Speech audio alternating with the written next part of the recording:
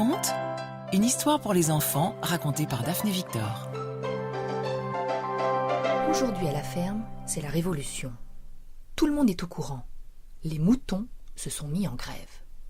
C'est Ernest qui a lancé l'idée. Il monte sur l'abreuvoir et prend la parole. Pourquoi ce sont toujours les mêmes qui sont tondus ? Et pourquoi on ne fait pas des pulls en poil de chat, des chaussettes en duvet de canard, des caleçons en grains de cheval ou d'âne ? Le troupeau tout entier hoche du museau. Encouragé, Ernest reprend de plus belle. Et qui a froid quand octobre arrive et que le pré se couvre de gel au petit matin ? Les agneaux se regardent. Le moins timide lance « Nous ?» Qui du coup se met à tousser et à renifler ? Nous.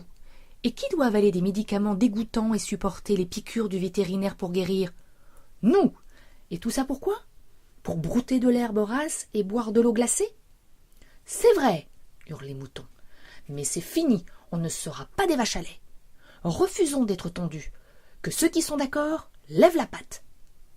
Comme un seul mouton, tous lèvent la patte. C'est ainsi que la grève a commencé.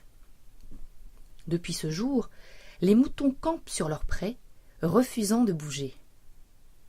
Raph, le chien de berger, n'y comprend rien. Il a bien essayé de se faire obéir au début, en donnant un coup de dent à une brebis, mais le troupeau a failli le piétiner et l'a poursuivi en hurlant aux violences policières. Depuis, il reste dans sa niche et refuse de discuter avec les délégués du troupeau. À la ferme, les avis sont partagés.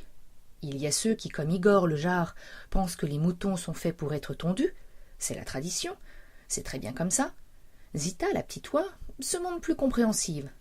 C'est vrai qu'ils doivent être gelés, sans leur laine épaisse, dit-elle. Ça doit faire un sacré chaud et froid. Monsieur Brun fait la moue. Moi, je ne pourrais pas supporter ces poils sur le dos. Ça doit gratter la couenne. Mais pas du tout, monsieur le cochon, intervient Edgar le rat. C'est très confortable au contraire, et très chaud. Dans un grand brouhaha, tout le monde se mêle de la conversation, donnant son avis sur le confort de la laine de mouton. Heureusement, la nuit tombe et la ferme retrouve son calme. Le lendemain, une grande manifestation est prévue sur le trajet ferme du bout du Prémar aux oies. Les moutons s'activent pour trouver des slogans, organiser l'ordre de passage et limiter les débordements.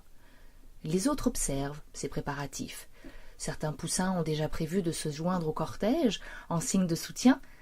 Le coq a menacé de les renvoyer en couveuse et les poules continuent de picorer en caquetant.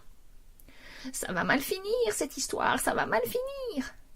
Alertés par Raph, les chiens des fermes voisines se sont réunis autour de la niche.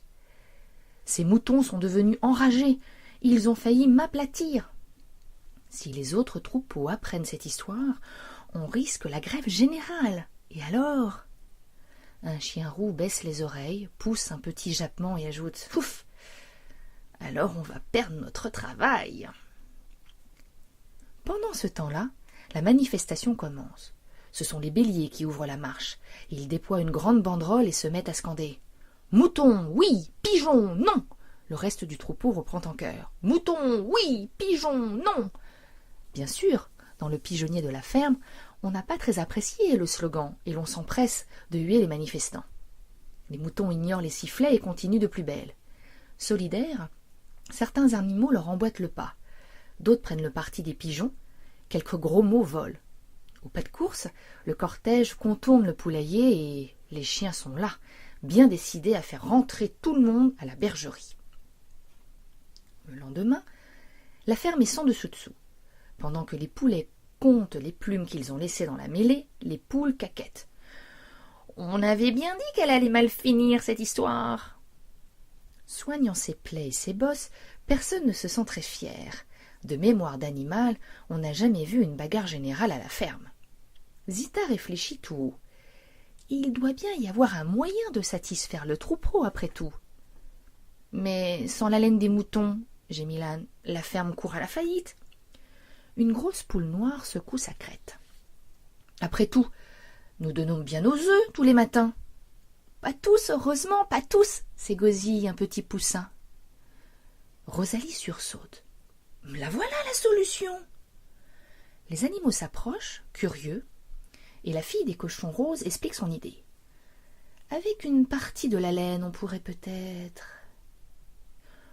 Aujourd'hui, c'est la tonte des moutons, et curieusement, ils n'ont pas l'air si mécontents.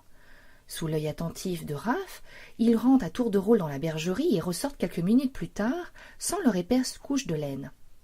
Bientôt, le troupeau tout entier a perdu sa fourrure. À la tombée de la nuit, une activité inhabituelle règne dans la ferme. Chacun s'active, les allées et venues se succèdent, et d'étranges cliquetis montent du poulailler, des clapiers ou de l'écurie. Au petit matin, le coq, épuisé par sa nuit blanche, trouve encore la force de chanter. Le jour se lève, et tout le monde découvre enfin la nouvelle tenue à la mode chez les moutons.